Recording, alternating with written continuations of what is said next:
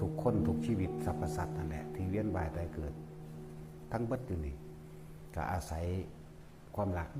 กามราคะนั่นแหละเป็นเหตุเป็นปัจจัยให้เวียนว่ายตายเกิดเพราะว่าอย่างบ่รู้บุญบ่รู้บาปบ่รู้สัจธรรม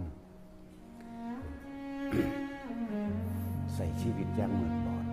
หาคุณธรรมนำชีวิตตัวเองมาได้บ่ศึกษาธรรมบ่สังสมธรรมจึงพากันใส่ชีวิตอย่างเอาความโลภเป็นเครื่องนำในการหาใส่ชีวิตเอาความโลภเด้เป็นเครื่องนำเอาเครื่องโลภเด้พากันหาเรียนชีวิตแบบมีแต่ความโลภบ่รู้สัจธรรมต้องบอกเกี่ยวกับความรักอยู่แล้วล่ะสัตว์ทั้งหลายเวียนว่ายตายเกิดมากที่สุดก็คืออาศัยกามมราคะนี่แหละเป็นตัว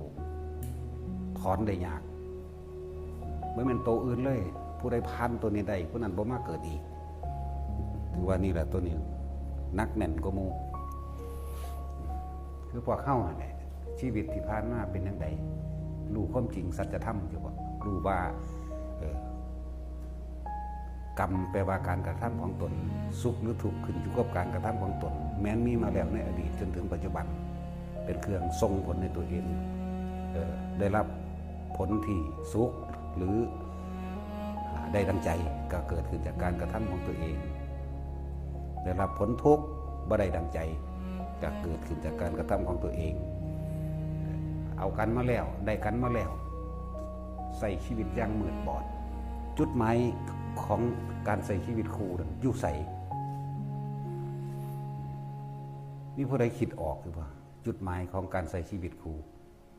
หรือเพียงแค่ว่าหากินสืบพันธุ์ไปวันๆซ้ำตายได้ลูกมันก็ทรงเลี้ยน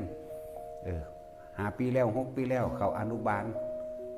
ป.1 เด้อ7 ปีแล้วประถมมัธยมไปเด้อเด้อปริญญาเด้อผู้หาก็หาอยู่จังสั่นบ่โดยความเมามั่วประมาทในชีวิตบางคนก็ตายตอนเป็นอนุบาลบางคนตายตอนเรียนประถมมัธยมปริญญาแล้วแต่บางคนพ่อแม่ตายก่อนมันก่อนจักจุดหมายของชีวิตที่เกิดมาอยู่ใส่จักเอายังเป็นเครื่องดำเนินชีวิตเป็นการใส่ชีวิตหาอยู่หากินไปแค่สร้างตายแบบมืดบอดแบบบ่รู้จักคุณค่าของชีวิตบ่รู้จักธรรมะบ่จักสัจธรรมแม่นบ่ล่ะที่ผ่านมานะ